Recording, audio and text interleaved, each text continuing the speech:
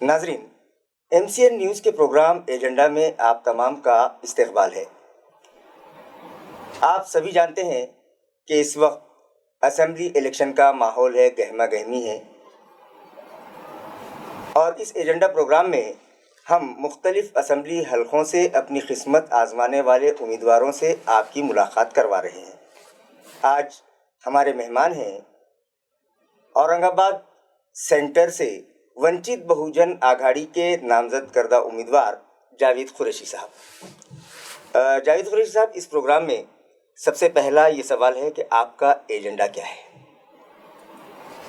नहीं, हमारा एजेंडा तो बहुत साफ है।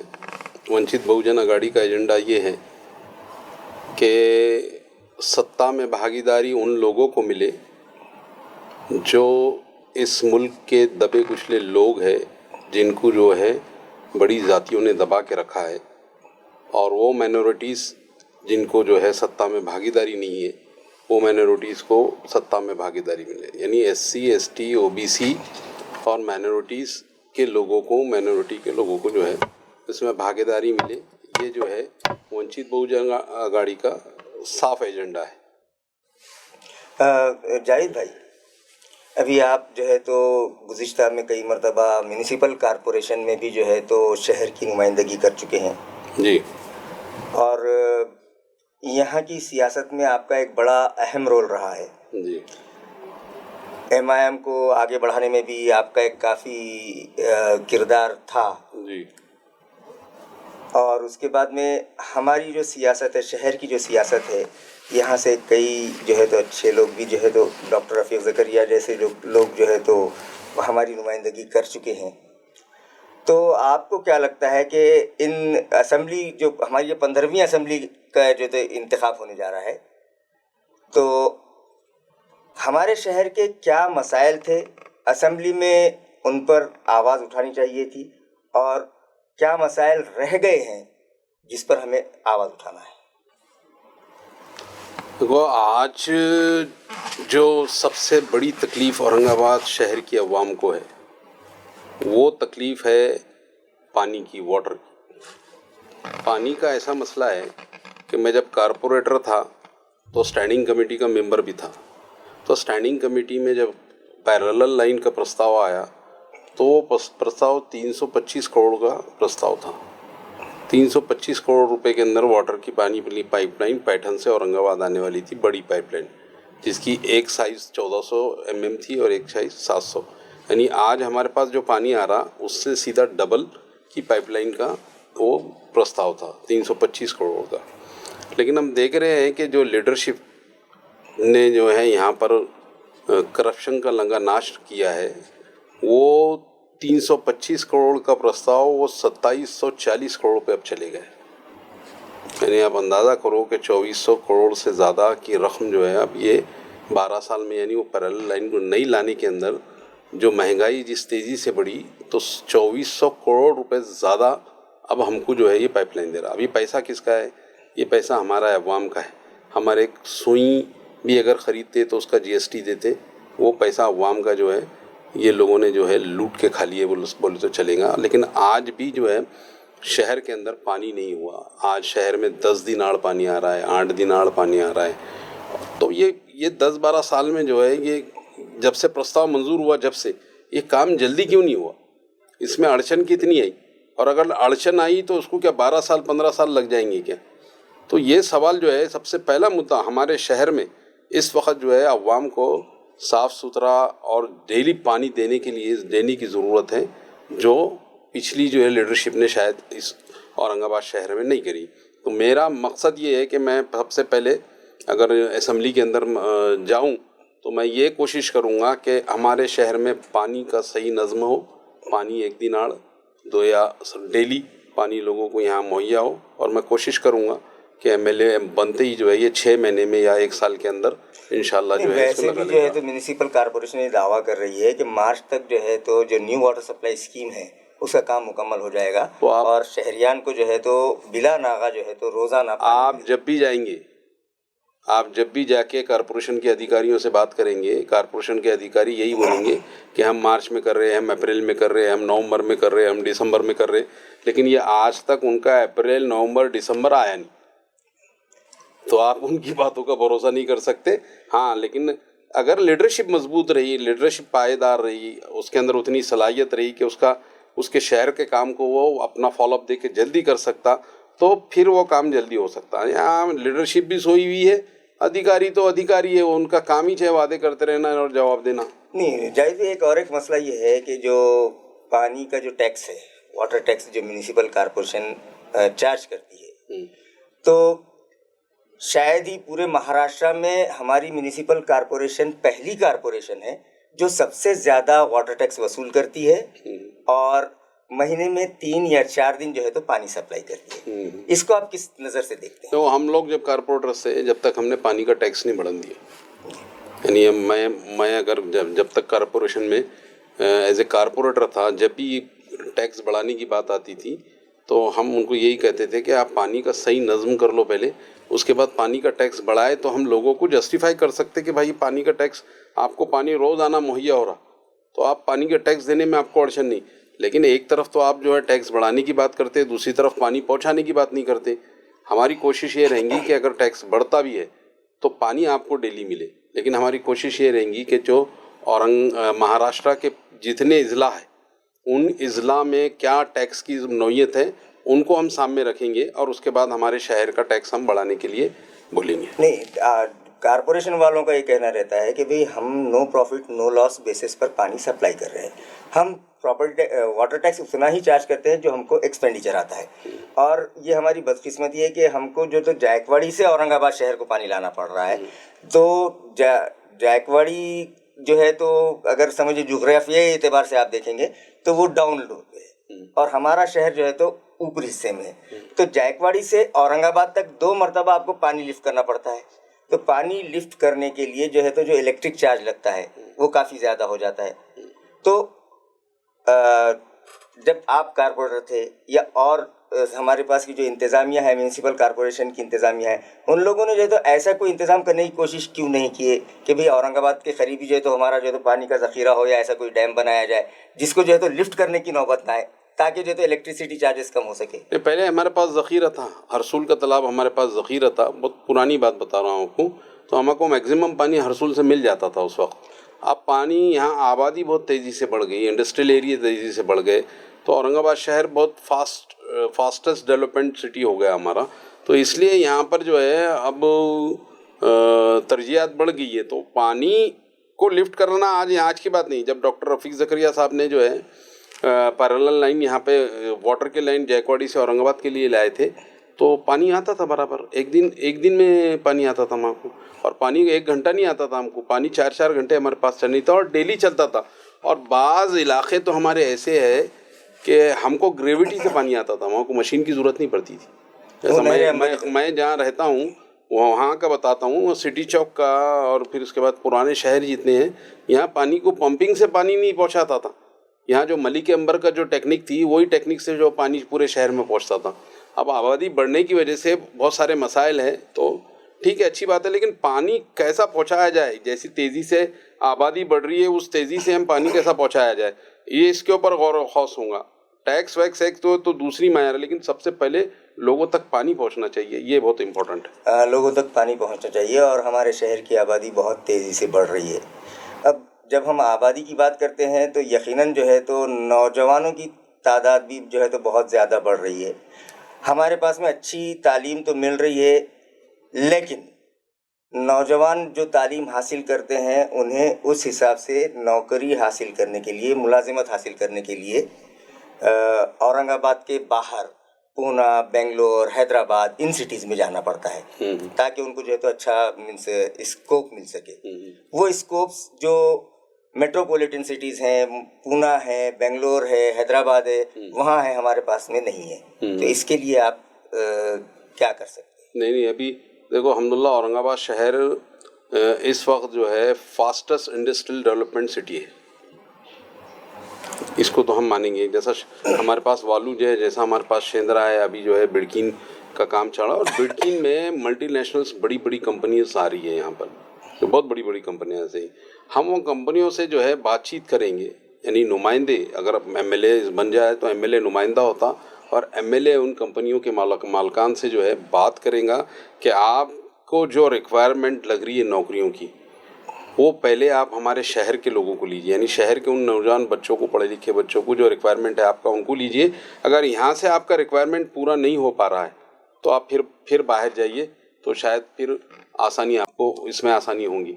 लेकिन हो रहा ये है कि लोग बाहर से यहाँ आके नौकरियाँ कर रहे हैं और यहाँ के लोग जो है बेरोज़गार बैठ रहे हैं। हमारी कोशिश ये रहेगी कि यहाँ पर जो है जितनी बड़ी बड़ी कभी मल्टीनेशनल्स कंपनी यहाँ पर आ रही है औरंगाबाद शहर में, हम यहाँ के नौजवानों को वहाँ रोज़गार दिलाने के लिए कोशिश करेंगे। और फिर उसके बाद हम वो लोगों को बोलेंगे कि आप बाहर से लोग मंगाओ, अगर रिक्वायरमेंट औरंगाबाद से नहीं मिल रहा। बड़ी बड़ी कंपनियां हमारे पास में आ रही हैं, लेकिन आईटी सेक्टर के अंदर हमारे पास में जो है तो कोई हलचल दिखाई नहीं देती। जबकि ये जो दौर है ये आईटी का दौर है और अभी जो है तो आर्टिफिशियल इंटेलिजेंस का दौर है। लेकिन हमारे पास के जो नौजवान आईटी सेक्टर में हैं उनको जो है तो यहाँ नौकरियों के कोई जो है तो मौके नहीं है। हाँ, उस पर तो गौर करना पड़ेगा अभी। उस पर गौर करने के बाद फिर जो है हुकूमत से नुमाइंदगी करना पड़ेगी कि ये आईटी सेक्टर औरंगाबाद शहर में कैसा बढ़ाया जा सके। अभी जो है तो जो सियासत चल रही है, एक बहुत बड़ा मसला जो है तो रिजर्वेशन का, मराठा रिजर्वेशन और ओबीसी रिजर्वेशन का चल रहा है। तो इस सिलसिले में आप के नज़रियात क्या हैं, क्या होना चाहिए, कैसा होना चाहिए? नहीं, देखो, हमारे नज़रियात तो वैसी है, जो भी हमारे मुल्क में गरीब इंसान है उसको बढ़ाने के लिए हुकूमत की ज़िम्मेदारी रहती कि उसको ऊपर उठाने के लिए हुकूमत सारी स्कीमें चलाती है और स्कीमें चलना भी चाहिए और उनको बड़ा होना चाहिए। तालीमी एतबार से लोगों को सहूलत मिलना चाहिए, तालीम का सस्ता होना चाहिए, रोज़गार के लिए मुहैया होना, उसके लिए जो है नौकरियों के लिए रिजर्वेशन की बात आती है। लेकिन यहाँ पर अब जो है रिजर्वेशन का मामला ऐसा हो कि लोग रिजर्वेशन नौकरी के लिए कम और जो है सियासत में आने के लिए ज़्यादा रिजर्वेशन के लिए मिल गए।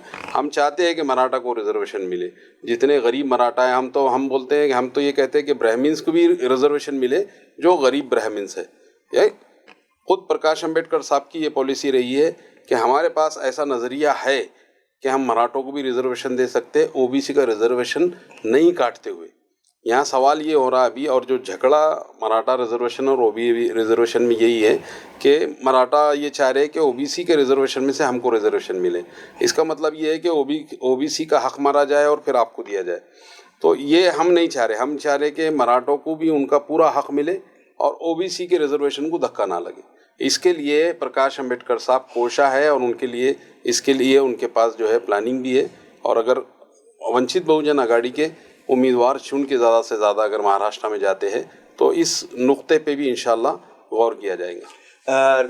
गुज़िश्ता लोकसभा इंतखाबात को अगर हम देखें तो उस इलेक्शन में मराठा और मुस्लिम फैक्टर ने बड़े पैमाने पर काम किया है।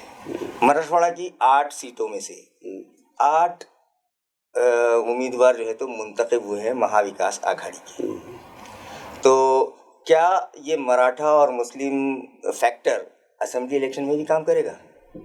देखो, रिजर्वेशन की नौइयत अलग थी, यानी पार्लियामेंट के इलेक्शन की नौइयत अलग थी और असेंबली के इलेक्शन की नौइयत अलग है। उस वक्त जो है दलित अवाम भी महाविकास आघाड़ी के साथ बहुत सारी गई थी, इससे भी इनकार नहीं किया जा सकता, क्योंकि उस वक्त जो है सारे लोगों को लगता था मुसलमानों के तो अकायद के मसलों को चैलेंज किया जा रहा था। जहाँ दलितों के रिजर्वेशन को ख़त्म करने के लिए साजिशें हो रही थी, मुसलमानों के अकायद पे हमले हो रहे थे। और वहाँ पर जो है दलितों के साथ जो है उनके संविधान को धक्का लगाने की, यानी पूरे हमारे संविधान को धक्का लगाने की कोशिश की जा रही थी। तो ये सारा माहौल ऐसा बना था महाराष्ट्र के अंदर कि हम जो है ये फ़िरका परस्त पार्टियों को जो है इस वक्त वोट नहीं देंगे। लिहाजा सारी फ़िरका परस्त पार्टियों को जो है सब ने मिल के जो है अपनी जगह बताई है। ठीक है, फ़िरका परस्त पार्टियों को जो है तो उस वक्त आप लोगों ने किनारे लगाया लोकसभा इंतखाबात में। अभी इस वक्त असेंबली इंतखाबात का दौर चल रहा है जी, और आप जो है तो औरंगाबाद सेंटर से असेंबली इलेक्शन लड़ रहे हैं जी। वंचित बहुजन अघाड़ी ने सबसे पहले आपका जो है तो नाम का एज ए उम्मीदवार ऐलान कर दिया था, आपको काफ़ी ज़्यादा तशहीर का मौका मिल रहा है। तो आपकी इस इलेक्शन के हिसाब से क्या तैयारी है? आप कितने लोगों से मिल पाए हैं, क्या है, और आप कैसे लोगों को कन्विंस करेंगे?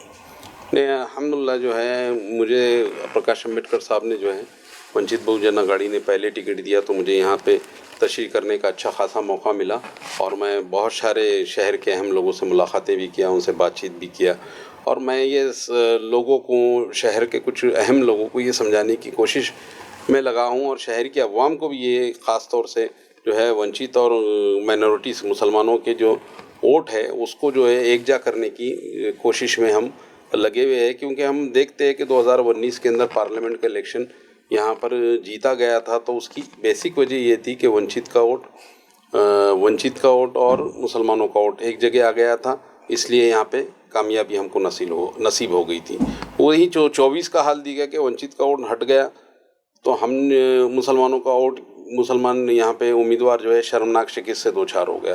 तो हम कोशिश ये कर रहे हैं कि दोनों समाजों को अच्छी तरीके से मिलाया जाए और वहाँ से रिज़ल्ट निकाला जाए। मिसाल के तौर पे आप 19 के असम्बली का रिज़ल्ट अगर देखेंगे तो 19 के असम्बली के रिज़ल्ट के अंदर MIM ने 68,000 वोट ली थी, वंचित बहुजन अघाड़ी ने 27,000 वोट ली थी। अगर आज हमारे पास जो रेशो है, जो मतदार संघ में हमारा जो परसेंटेज है वोटिंग का, तो आप अगर ये देखें कि 39% मुसलमान इस वक्त जो है हम रहते हैं, 39% वोट है हमारे पास मुसलमानों के, और वंचित बहुजन अघाड़ी का वोट जो है वो वोट जो है 19% वोट है। तो ये दोनों के वोट अगर देखा जाए तो 58% वोट होते हैं और 58% वोट काफ़ी वोट होते हैं। हम बोलते हैं कि अगर 58% वोट हमारे पास हैं तो फिर हमको हराने के लिए कोई भी ताकत काम नहीं आने वाली। इंशाल्लाह हम यहाँ पे कामयाब होंगे। नहीं, यकीनन 58% वोट जो है तो काफ़ी ज़्यादा है जीत के लिए। लेकिन उमूमन ये होता है कि जैसे हर कोई ये चाहता है, चाहे फिर आपकी वंचित बहुजन पार्टी हो, चाहे कांग्रेस हो, चाहे शिवसेना उद्धव ग्रुप हो, चाहे शिवसेना शिंदे ग्रुप हो, हर पार्टी के जो समझिए कार्यकर्ता या ओहदेदारन हैं वो चाहते हैं कि भाई मुझे भी टिकट मिल जाए। ऐसा ही कुछ आपके पास में भी हुआ है। वंचित बहुजन अघाड़ी के कुछ लोग जो है तो जो टिकट लेना चाहते थे, MLA का ख्वाहिशमंद थे, वो टिकट से महरूम रहे। बाड़ा साहब ने आपको जो है तो यहाँ का उम्मीदवार बनाया तो वो लोग नाराज़ हो गए और वो लोग जो, उन लोगों ने नाराज़ होकर आपकी पार्टी को छोड़ दिया। उसमें से कुछ लोगों ने तो जो है तो आज़ाद उम्मीदवार की हैसियत से जो है तो अपना नॉमिनेशन फॉर्म भी दाखिल किया है। तो ये जो आपके वर्कर्स की, ओहदेदारान की नाराज़गी है, उसको आप कैसे दूर करेंगे? नहीं, वर्कर्स की नाराज़गी है और इलेक्शन के वक्त में ये सारे मसाइल आते रहते हैं, ये नहीं रहते। लेकिन मैं ये बात बता दूं आपको कि वंचित बहुजन अघाड़ी में जो मेरिट लिस्ट के लोग थे, जो इलेक्शन लास्ट टाइम भी उन्होंने लड़े और ये टाइम उनकी ख्वाहिश थी कि इलेक्शन लड़ा जाए कि नहीं लड़ा जाए। मैं अपने तरफ से ये कोशिश किया कि जो मेरिट लिस्ट के उम्मीदवार थे मैं उनसे पहले मुलाकात किया और मैं कहा कि भाई आप लोग अगर लड़ना चाहते हैं तो मैं फिर बीच में आपके आड़े नहीं आऊँगा। तो उनका एक बड़ा जो है ज़बरदस्त जवाब जो है मुझे नसीब हुआ कि देखो बोले जावेद साहब, हमारा इलेक्शन लड़ना नहीं लड़ना ये हमारे साहब के ऊपर डिपेंड करता है। अगर साहब ने हमको टिकट दिए तो हम इलेक्शन में जाएंगे, साहब ने अगर आपको टिकट दिए तो हम आपका काम करेंगे। और यही बात मैं उनको समझाने के करा कि टिकट, अगर आप टिकट के ख्वाहिशमंद है के जा रहे क्या, तो बोले नहीं, साहब ने इशारा दिए अगर कि तुमको फॉर्म भरना है तो हम फॉर्म भरेंगे। तो ये जो स्पिरिट वंचित बहुजन अघाड़ी के कैडर्स के अंदर है, तो ये स्पिरिट को हमने सामने रख के ये फैसला किया और मैंने कहा कि भाई मैं उम्मीदवार का ख्वाहिशमंद है, तो उन्होंने बोला आप फॉर्म भरिए और साहब अगर हमको फॉर्म भरने के लिए कहेंगे तो हम फॉर्म भरेंगे। तो मैं बोला आप बता दीजिए आपका उम्मीदवार है तो मैं बाजू हट जाता हूँ।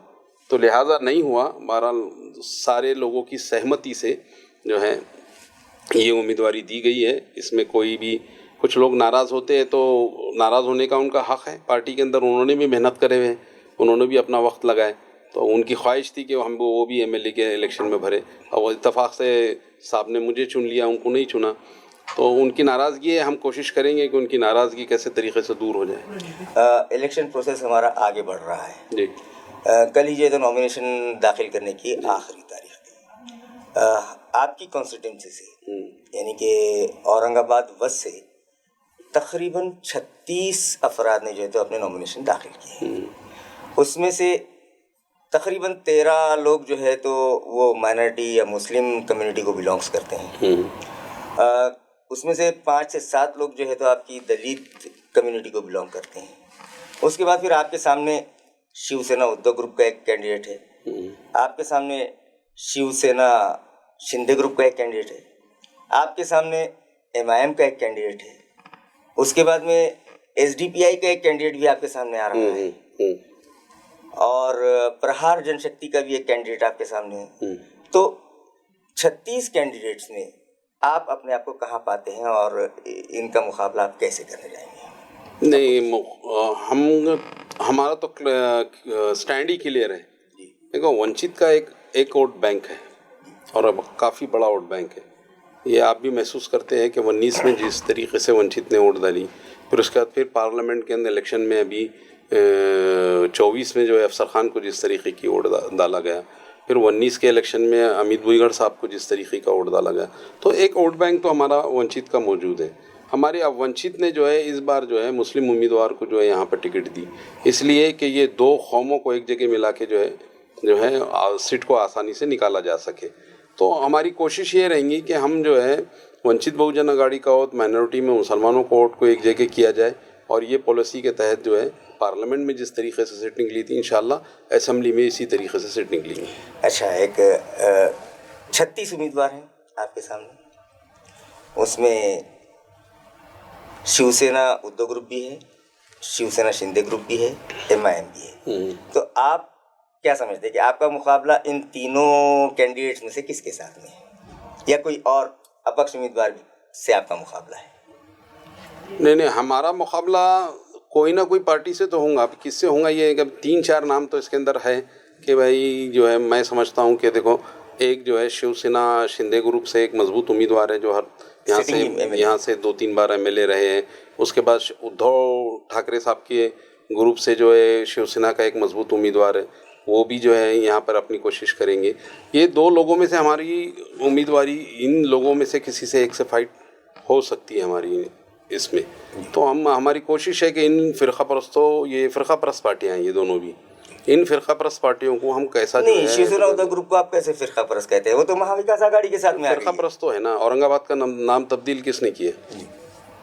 औरंगाबाद का नाम तब्दील किसने किया? तो कांग्रेस और NCP भी उसमें साथ में शामिल है। वो भी फ़िरका परस्त की लिस्ट में आ जाएंगे, जबकि वो तो सेक्युलर पार्टी कहलाई जाती है। वो लिस्ट में आ जाएंगे। और शुरू से आज तक आप लोग जो है तो की लिस्ट में आ उनके साथ में रहे हैं। हम तो नहीं रहे जी, लेकिन मैक्सिमम जो है तो आपका जो मुस्लिम तबका है, ठीक है, वो शुरू से जो है तो उनका साथ देता रहा है। ठीक है, कुछ सियासी पेचीदगियाँ रहती है इधर उधर, तो अवाम फैसला करती है, लेकिन औरंगाबाद का नाम का तब्दील होना इस बात की गवाही है कि जिन जिन पार्टीज़ ने औरंगाबाद का नाम तब्दील किया वो सारी पार्टियाँ फ़िरका परस्ती की लिस्ट में जाएंगी। अच्छा, ये काफ़ी हमारी गुफ्तगू अच्छी रही है। मैं आपसे एक ये करता हूँ कि भाई आप आवाम से क्या अपील करना चाहते हैं?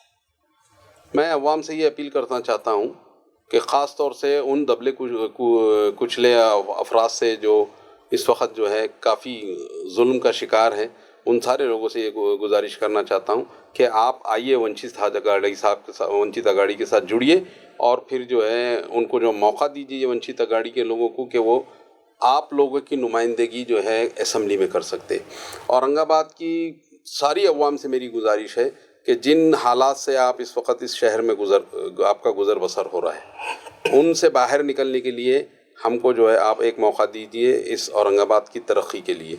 क्योंकि हमने पिछले वक्त में देख लिया कि ये 10, 12, 15 साल से जो है यहाँ पर पानी के लिए जो तरसारी है, ये जो लोग, ये कितने लोग हैं, ये सारे सत्ताधारी लोग थे।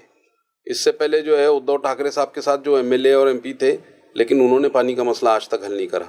अभी शिंदे ग्रुप के साथ है, उन्होंने पानी का मसला नहीं आ गया। या इक़्तिदार में जो लोग यहाँ से, जिनको मुसलमानों ने भी चुन के दिए, दलितों ने भी चुन के दिए, उन्होंने पानी का मसला हल नहीं किया। तो इस शहर में सबसे बड़ा मसला, अगर मैं समझता हूँ आज की डेट में अवाम को अगर ठंडी सांस लेना है, क्योंकि रात के 3 बजे पानी छूट रहा है, रात के 4 बजे पानी छूट रहा है, रात के 5 बजे पानी भरने के लिए हमारी ख़वातीन जो है, औरतें जो है जाग रही है, उनको इतनी तकलीफ़ हो रही है कि पानी आया तो लोग अपना सारा काम धंधा छोड़ के, अपना कारोबार छोड़ के पानी भरने के लिए घर पे आते हैं। तो ये जो पानी की तकलीफ़ है, ये पानी की तकलीफ़ को अवाम से बाहर निकालने के लिए सबसे पहला मकसद हमारा ये है। बाकी तो सारी चीज़ें होती रहती है, रोड बन जाएंगे, ड्रेनेज के काम हो जाएंगे, लाइट आ जाएंगी, शहर को खूबसूरत करने के लिए क्या क्या इंतज़ाम हो सकता है, शहर को खूबसूरत किया जाएगा।